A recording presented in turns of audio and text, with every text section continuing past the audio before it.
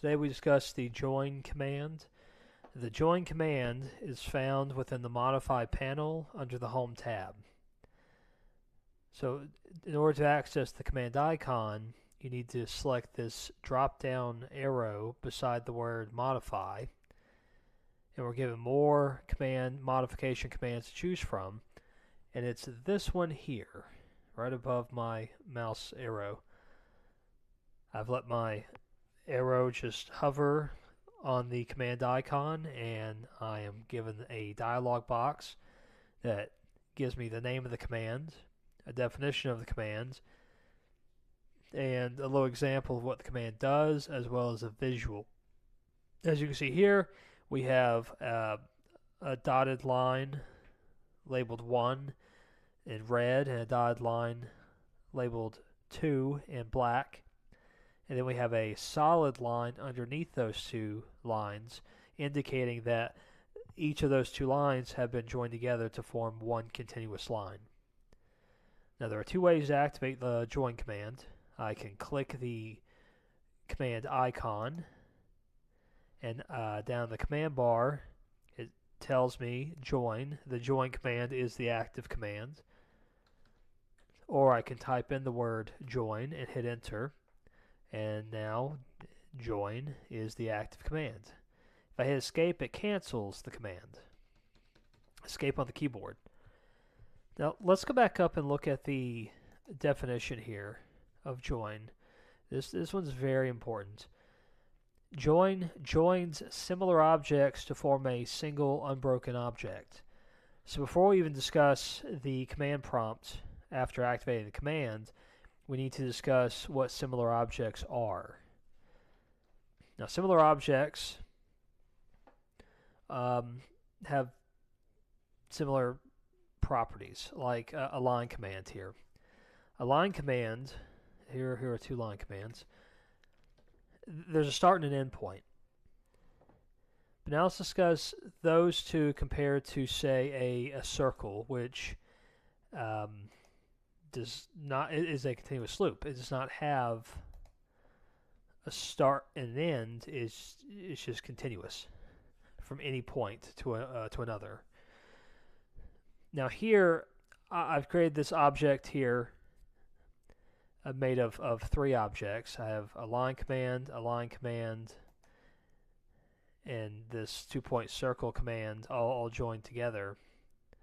So a line segment, and a circle. Now these are not similar objects. In fact, if I type in the word join, I'm going to select multiple objects. So I will just click and highlight all of them. I'll hit enter, and the command has been engaged.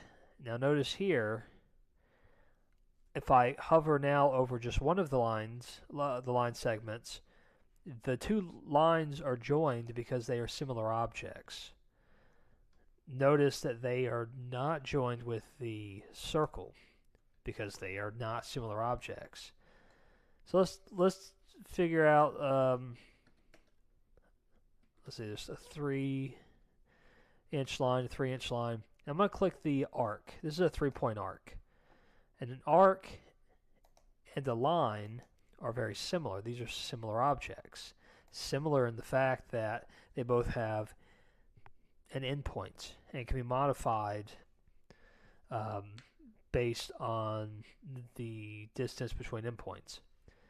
So if I type in join, I'm prompted with selecting source or multiple objects. I'm going with the multiple objects option, where I just, in fact, I don't want to do the same thing I just did before, where I just highlight all the objects. This time I'm going to click object by object to show you that's a whole second way, a more accurate way of selecting multiple objects to be joined together. So there's my arc object, my line segment object, and my other line segment object. Okay, let's do that. There we go. My three objects are selected. I hit enter. Now I'm going to come up here, and my cursor should, when it's over one of the objects, all the objects should light up that bright white, and it does. So that's very good. Perfect. Now, also a polygon is not a like object as relates to line segments or arcs. All right, let's discuss now source objects. So I'm going to type join to activate the join command. All right, source objects is well, there's a couple ways to do this. As it relates to multiple objects, the source object is the last object drawn. So right here, if I select all objects at once and hit enter, they all turn red. So what's happened here is I have drawn, I Control Z right there, I undid. I've drawn 3 white lines that all exist on one layer, and then a red line that exists on a whole nother layer. You can see here are my layers here. The default layer is 0, where my white lines exist. You can see the color is white. And then my red line, which exists on a layer I named red.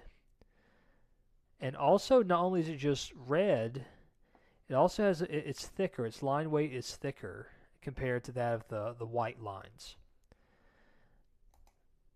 So here, when I activate the join command by typing join and hitting enter, and I highlight all of the lines at once and hit enter, it takes on the last